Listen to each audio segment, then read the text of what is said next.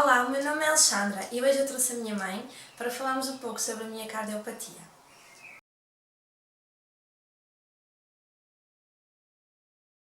Olá, boa tarde. Normalmente, as cardiopatias nos bebés são geradas a partir das 8 semanas de gestação, quando eles ainda estão na barriga, que é quando se forma o coração. E pouco tempo depois são descobertas e avisam os pais do problema que o bebê pode estar a ter. Mas esse não foi o teu caso. Não, no meu caso, há 23 anos atrás, não foi detectado. A cardiopatia de Alexandra foi detectada no dia a seguir ao nascimento dela, porque ela nasceu roxa, estava toda roxa e tinha problemas em respirar e em mamar.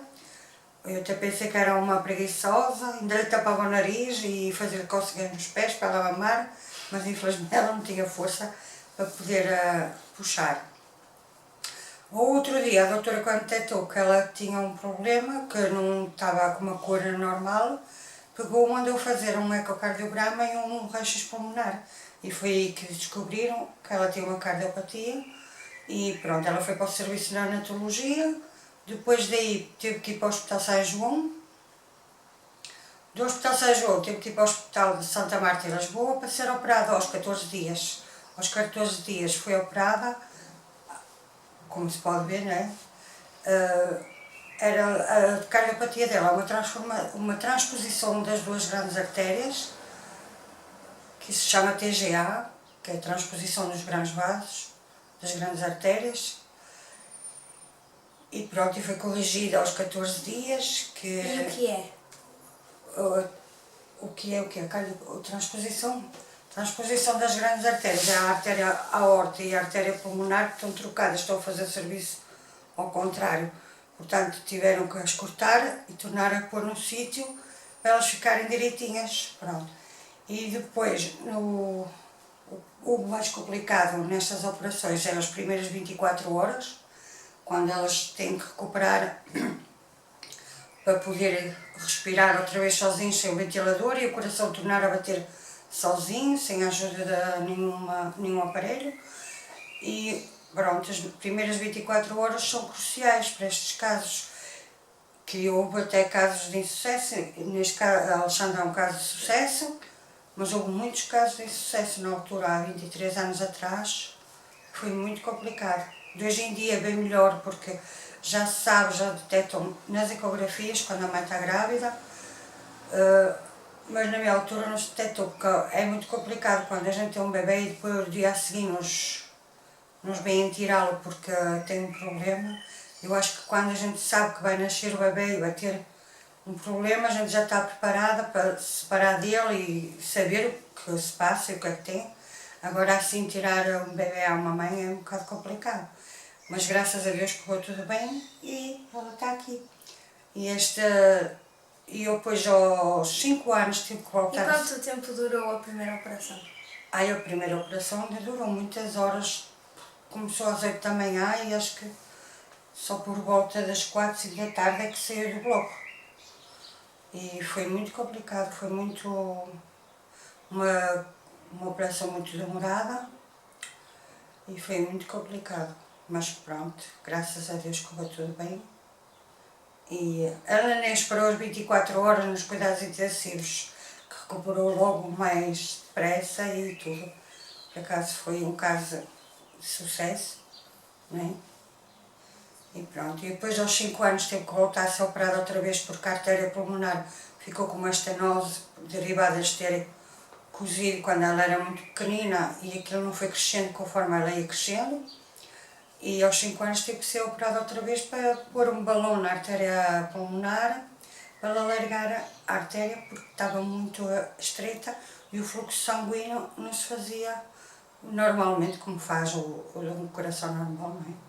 Mas ela, graças a Deus, também tornou a correr tudo bem outra vez e ela está aqui.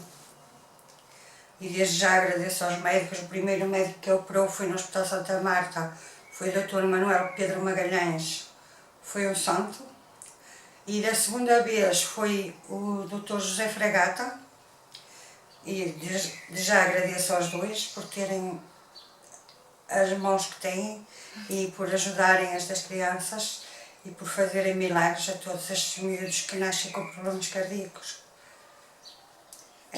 E como é que tu te sentiste durante o processo todo? Porque eu acho que é importante, porque há sempre mais que estão a passar pelo mesmo que tu já passaste. O que é que tu sentiste quando recebeste a notícia, depois de irmos para Lisboa e conforme eu fui para casa, crescendo e ter que voltar a ser operada outra vez? Nesse tempo todo, qual foi o misto de emoções que tu tiveste? As emoções são várias, é um misto de emoções de, sei lá, nem... Quando recebi a notícia, o chão desapareceu, que o meu mundo estava a desabar, parece que estava a levar com o mundo todo em cima de mim. Foi o que me aconteceu quando soube a notícia. Depois do processo todo, chegar a Lisboa e não conhecer lá nada, não saber nada, e chegar lá sozinha, sem filhos, quando tinha duas, porque eu tinha a minha filha mais velha, teve que ficar aqui, no Porto, para ir para Lisboa, para ela ser operada. Ao fim e ao cabo, chega a Lisboa sem nenhum filho, quer dizer, ela estava internada, a outra estava aqui. São mistos de emoções, de sensações que não sei explicar. Parece que é o terror e a fé e a esperança, é tudo junto. São coisas que não dá para explicar. Um dia a gente sente-se em baixo porque já não tem forças quase para lutar, que já quer desistir, e o outro dia dá-nos uma força enorme para querer lutar, porque a nossa filha está numa unidade de cuidados intensivos e queremos ter força para ajudar. Eu acho que é isso principalmente. E depois, durante o primeiro ano, ter que andar nas consultas, sempre a saber se está tudo bem, fazer ecocardiogramas quase mês a mês, eletrocardiogramas, fazer esses exames todos, andar sempre de hospital em hospital, porque além das consultas aqui no Hospital João, também íamos a Lisboa às consultas. É muito complicado e sei que, mas valeu tudo a pena, tudo vale sempre a pena, porque eu acho que nós o que temos que ter é fé, esperança e ter muita fé nos médicos a quem são entregues estes casos, porque eles é que são a nossa esperança. São os médicos que nos dizem tudo o que se vai passar e tudo o que vão fazer e graças a Deus correu tudo bem no meu caso, no nosso caso, que é assim, Sim. no nosso caso. E como era óbvio e de se esperar, as cardiopatias e a operação demorada que eu tive da primeira vez Deixou sequelas, como é óbvio, e isso fez com que eu tivesse dislexia, desortografia e disgrafia. Mas isso foi derivado ao processo da primeira operação, que dela ser muito pequenina, foi adormecida durante muitas horas, afetou-lhe umas células do cérebro, que foi da parte da aprendizagem que lhe afetou, umas células, e ela, lá está, como ela disse, tem disgrafia, dislexia e desortografia. São coisas que só detectámos quando ela foi para a primeira classe, para aprender a ler, a escrever, mas não foi por isso que a impediu de ter um percurso académico brilhante, que ela fez faculdade, fez tudo, foi até o 12º ano e fez faculdade, por isso não é por isso que tinha o tempo dela de fazer os exames dela por causa da dislexia e graças a Deus correu tudo bem.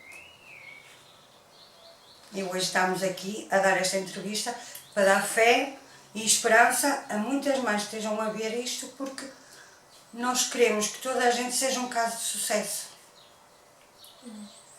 Sim, é importante dizer às mães que neste momento que se calhar estão a passar por o mesmo e acham que não há esperança, que não há fé, há sempre. A criança está doente e não quer dizer que ela não consiga. A gente vê os bebés tão pequeninos, mas eles têm uma força muito grande. E às vezes a positividade dos pais transmite para o bebé e isso faz com que ele ganhe mais força. Ganhar força, porque eu dava muita força à minha filha, além dela ter 14 dias, eu chegava à incubadora, falava muito para ela, cantava para ela e dizia-lhe, anda lá, vai correr tudo bem, vamos sair daqui, vamos para casa, até com a mana, essas coisas. Temos que ser muito positivos nessa altura e já sei que também tive os meus momentos que quebrei, que chegava à noite às vezes a casa e quebrava, não tinha, sei lá, parece que perdia as forças, mas outro dia de manhã acordava com uma vontade enorme de ir para a beira dela, para estar com ela, para ver se ela estava a recuperar bem. E é isso que eu digo a todas as mães, para terem fé e de lutarem, de não terem medo de falar com um bebê que esteja no incubador, porque eles ouvem-nos, eles percebem, eles sentem-nos. Por isso, peço a todas as mães que tenham esses problemas para lutarem e para verem o caso da Alexandra, que hoje ela está aqui com 23 anos e graças a Deus correu tudo bem. E também quando a criança vai para casa, mesmo tendo ou não tendo mais irmãos, o bom é tratá-lo igual aos outros. Sim, porque eu tratei sempre a Alexandra de igual para igual com a irmã, que ela tem uma irmã mais velha, tem uma filha com 3 anos mais velha que a Alexandra. E foram tratadas, e eu, pelo contrário, a Alexandra era chamada mais vezes a atenção que a irmã, porque ela era mais arisca do que a irmã. A irmã é muito calma, uma pessoa muito pacata, mas a Alexandra era muito rebelde quando era pequenina e tudo. Portanto, olha, era chamada mais vezes a atenção do que a irmã, por isso, e correu tudo bem. Era uma criança muito viva, muito desperta e muito vivaça, pronto, e também de um lado foi isso que ajudou ela a crescer e a viver bem, pronto, dentro do normal. Porque não teve cuidados redobrados derivados a ter o problema que teve. Sim, e também uma coisa que eu noto, e acho que isso ajuda muito, é a minha mãe, sempre que íamos à praia vestia um biquíni à minha irmã, vestia-me a mim um biquíni também. Não havia aquela coisa de esconde isso, não, pelo contrário. Não. Até ela chamava-lhe o teu lindo. Perguntavas o que era, o que é que tu tinhas. Ela perguntava muitas vezes, porquê que eu tenho isto e a Mana não tem? E eu dizia, esse é teu lindo, é teu, tens que estimar que é teu. E nunca complexei para ela andar com a cicatriz à mostra e tudo. Ela hoje tem um decote diferente de todas as mulheres, tem um decote igual a que a pessoa que tenha passado por uma cirurgia cardíaca e pronto, e eu acho que até fica gira, é diferente. E ela nunca teve complexo, pronto, porque eu nunca a complexei de esconder e coisa. Não, se ela tinha que viver com isto para o resto da vida, tinha que viver no mais natural possível. E eu acho que é isso que devemos passar para qualquer pessoa que esteja a tomar conta de uma criança que está a crescer da mesma forma que eu tive que crescer. Porque aquilo não vai desaparecer, vai ficar para o resto da vida. E principalmente a minha, porque na segunda cirurgia ganhei coloide e a minha cicatriz alastrou. Então, se a criança vai ter aquilo para o resto da vida, vai ser adulta, vai envelhecer com aquilo, então temos que mostrar que aquilo faz parte da pessoa, não é, esconde, isso vamos esconder. Eu noto muitas vezes sim na rua que as pessoas olham, mas também sinto que há pessoas que não fazem por mal, porque também não é todos os dias que nós vemos uma pessoa com uma cicatriz no peito. Sim. Não é? E se eu tenho isto, é o que eu costumo dizer, isto foi o preço a pagar para eu estar aqui hoje. Foi. Então não é uma coisa que eu tenha vergonha ou queira esconder. Pelo contrário, eu sinto que não há qualquer motivo para esconder. E agora, hoje em dia, nós sabemos que a moda é as raparigas andarem de tops. Porquê que eu ia esconder e não estar, por exemplo, hoje a usar um top, se é o que eu gosto de usar? Claro. E acho que foi por a minha mãe nunca me ter complexado desde criança. É teu, é normal, tu és assim, pronto. Claro. Não acho que... Eu acho que isso vai... Eu não falo só de uma cicatriz ou ao coração. Sim. Qualquer problema, qualquer deficiência que uma pessoa tenha, se tem que viver com ela para o resto da vida, não é complexar essa pessoa. Pelo contrário, é viver com aquilo o mais naturalmente possível. Porque ela realmente fazia muitas perguntas. Porquê é que eu tenho, a mãe não tenho, não sei o quê. E eu respondia-lhe e dizia-lhe, tu nasceste assim, assim, assim, e explicava-lhe, pronto, e ela foi crescendo a saber exatamente o porquê de ter aquela cicatriz. Mesmo quando ela ia para a escola, quando ela começou a ir para a escola, nos balneários da escola, os meninos perguntavam-lhe o que é que ela tinha ali, porque eles não tinham. E ela contava-lhes, dizia-lhes porquê que tinha aquilo. E eles ficavam a saber porquê que a Alexandra tinha uma cicatriz. Pronto. E ela contava-lhes. E eu sinto que a partir do momento em que nós não vemos complexos em nós e nas nossas cicatrizes, os outros não vão ver. Claro que não. Fica a ser uma coisa normal. Se a gente agir normalmente, quando me perguntam o que tens aí e eu respondo normalmente, fica tudo dentro das normalidades. É. Qualquer pessoa que tenha qualquer deficiência, ou qualquer qualquer marca, cicatriz, ou qualquer cicatriz, qualquer coisa, que tenha que conviver toda a vida com ela, eu acho que não pode ser complexada. Se faz parte da pessoa, tem que fazer parte da vida e tem que ser o mais natural possível. E é isso que eu sempre lutei para a minha filha nunca ter complexo. E eu sei que muita gente, quando íamos para a praia, as pessoas, claro, viam a miúda a brincar ali na areia e tudo, com uma cicatriz enorme no peito, porque agora, pronto, não se nota muito, mas quando ela era pequenina, notava-se bastante, porque ainda por cima, aos 5 anos, ganhou o coloide, via-se muito, estava muito grossa e muito feia a cicatriz dela, porque ganhou o coloide, e as pessoas olhavam assim, pronto, via-se que realmente estava uma coisa, mas ela, na boa, continuava a brincar, e eu também fazia de conta que as pessoas nem sequer estavam a olhar, não? Nem ligavam.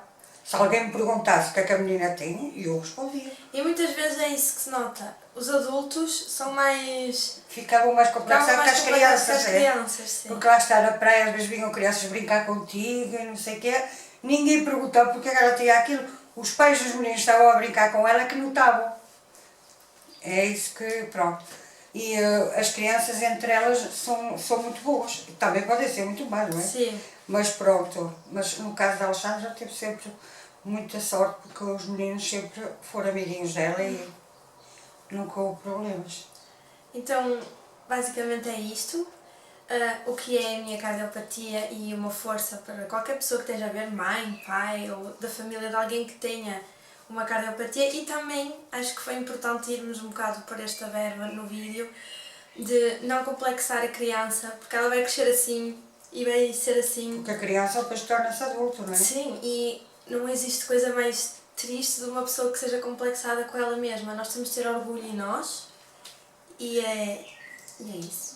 E o que eu tenho é mais orgulho na filha que tenho hoje, que por aquilo que nós passamos valeu a pena, porque hoje ela é essa doutora. Ela é o meu orgulho e pronto, valeu a pena tudo que passei por ela. E eu quero ela também. E eu quero te agradecer por nunca teres sido... Lá está, por sempre me teres mostrado que é normal ser assim. Claro. Porque tu também nunca tinhas passado uma situação desta na tua vida, por isso não sabias como resolver isto e... Mas optei por essa situação e acho que foi a melhor. Optei por essa situação para não complexar, porque uma pessoa viver complexada para o resto da vida é complicado triste, e é triste. Por isso não quis que tu fosses complexada com nada. Então, este é o vídeo, pessoal. Obrigada por terem assistido até aqui. Espero que tenhamos ajudado a alguma coisa ou alguém. E pronto, é isso. Um beijinho. Um beijinho. Tchau. Tudo bom para toda a gente.